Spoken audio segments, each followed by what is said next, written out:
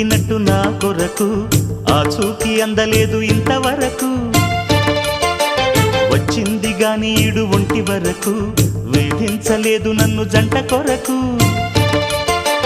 చూశాక ఒక్కసారి ఇంత వెలుగు నా వంక రాను అంది కంటి కునుకు ఈ అల్లరి గారడి